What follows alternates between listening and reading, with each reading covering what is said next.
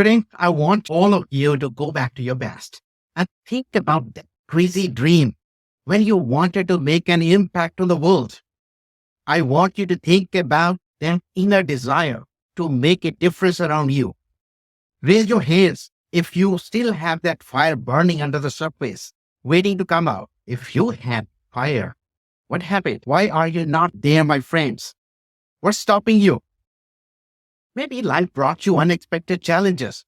Maybe you got an unthinkable failure in your life. Maybe you met some illness or medical trauma.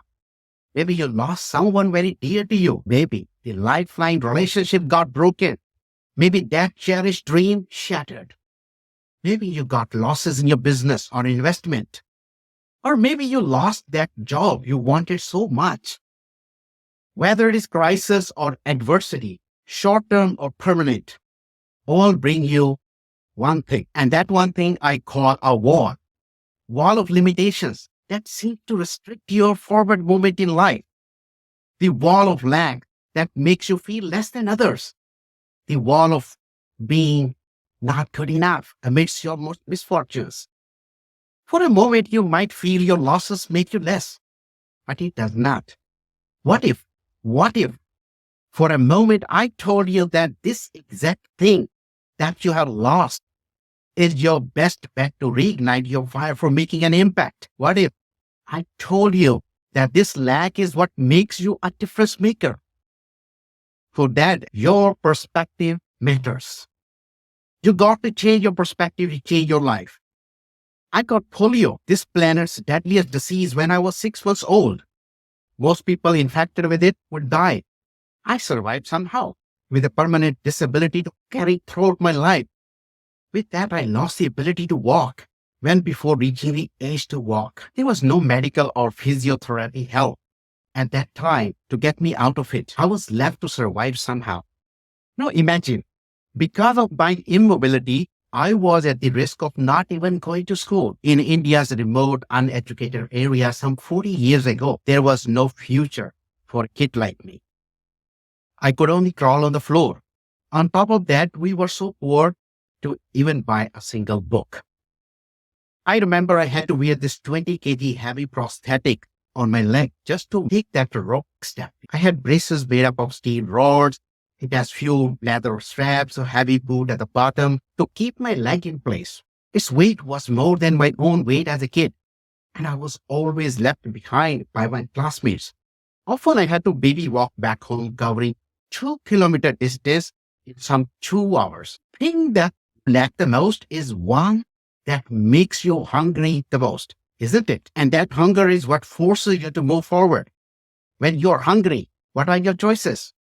The only option you have is to chase your food. The destination point of that chase is to find new you, discover new you, who can make that hunger as fuel for life. I was too slow for others to stay with me. I was always left behind.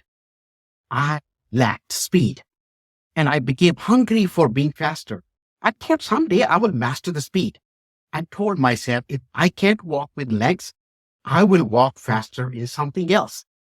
Today, I stand before you as a global authority on speed in learning and performance.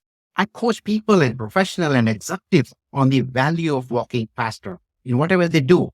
I save them time, save them a journey, save them efforts, and help them achieve their desired earnings, status, promotions, and dreams at a faster rate in a shorter time. That's what makes me an impact maker. But back then, I tried hard to somehow walk or stand like normal kids. I couldn't accept what I had been put into, so I rebelled. I wanted to change the world around me. Why? Because we are humans. Darwin's survival of the fittest fighters, isn't it? The first instinct of a fighter inside you is to fight with it and try to break it. So the day and night you keep trying to find the ways to break that wall. There is a pride thing also. So I also kept on chanting those motivational slogans. I must keep trying. I can't fail. I can't run away. I can't quit. Result? The more I tried, the more my emotional and physical problem escalated to the point of breakdown. But the question you may have is, why so? Because I was trying to break the from war. We all forget an important lesson from centuries of history and civilization.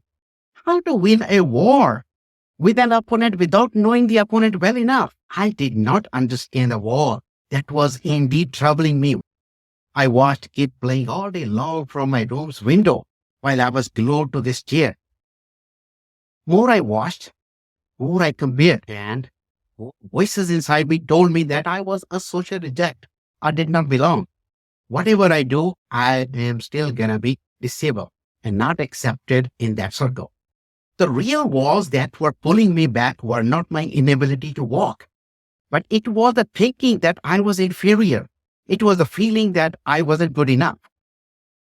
How many of you thought at least once in your life that you were not good enough? Everyone, almost every one of you. So those limiting beliefs, mindset, or perceived limitation that we make up in our minds, those are disabilities too, because those do not let you walk forward. Physical disability, financial loss, job loss, deal loss, project failure, relationship failure, or even medical conditions, those things are really nothing. So stop overplaying them. I have some questions you got to reflect on deeply. Do you take enough time to understand what's limiting you? Is it even real or just made up, perceived in your mind? Are you breaking the correct wall? When you answer these questions, it will challenge your perspectives. Then you will discover new you. You will become resilient because you reorient your perspectives. One day I realized I had plenty of distraction-free time while being glued to the chair, free of social interruptions and free of those spoiler friends. I had time at my disposal, which other kids of my age did not have. While I had this unobstructed time, what could I bet upon with it? Bet on myself. Reading and learning was my best bet, since it literally tied me to the chair. I immersed myself in the world of learning. I started reading any book I could put my hand on. I read books ahead of my age.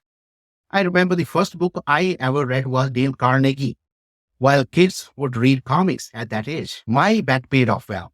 Soon I mastered poetry, chemistry, astronomy, physics, science, and any other book I could afford or buy or borrow. Where all this came from? It came from that hunger to be fast in something. That hunger propelled me to develop a passion for learning new things better and quicker. At that time, frankly, I had no goal to be a difference maker to the world.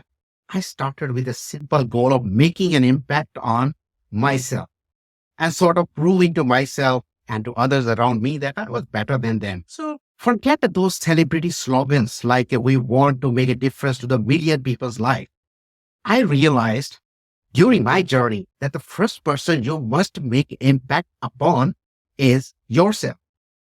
You can't think big. You can't make an impact on others. You can't make a difference to anybody unless you make an impact on yourself, unless you make a difference to yourself.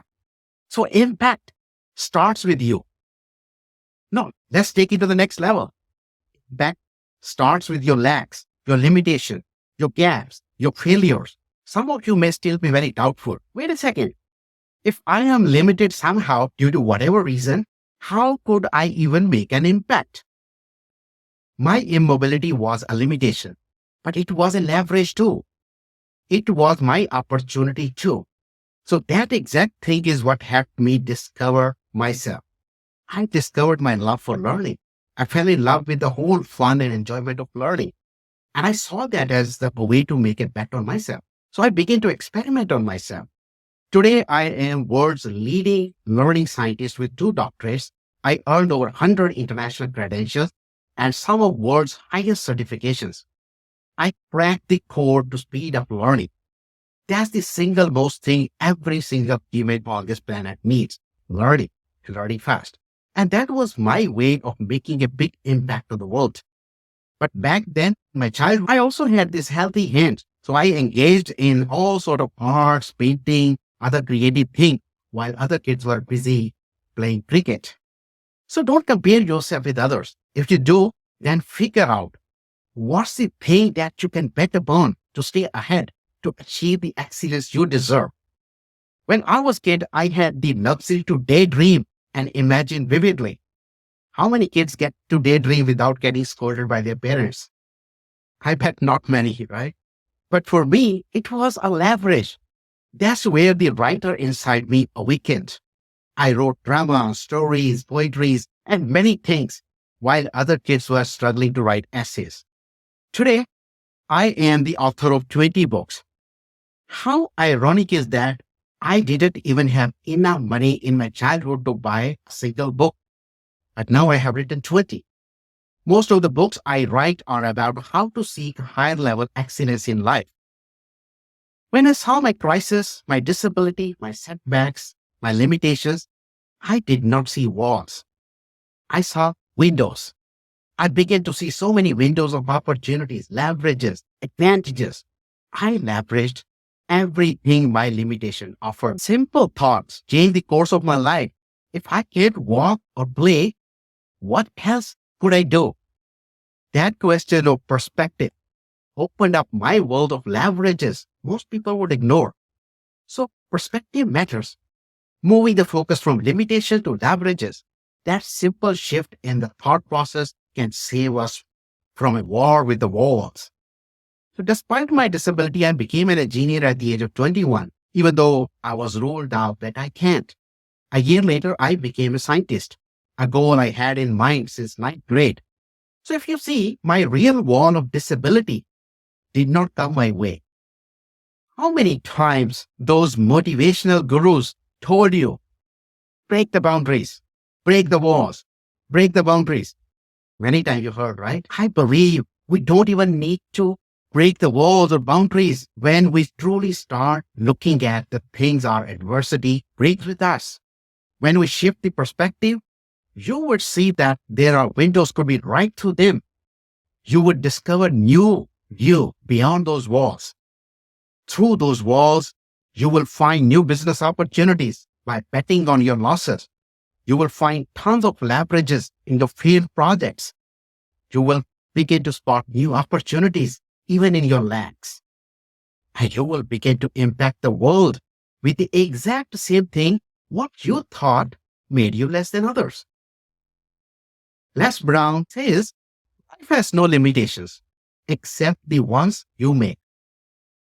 If you really want to recover from your setbacks and want to make a more significant impact in the world, the big question for you to ponder is, are you ready to start impacting yourself? Because impact starts with you.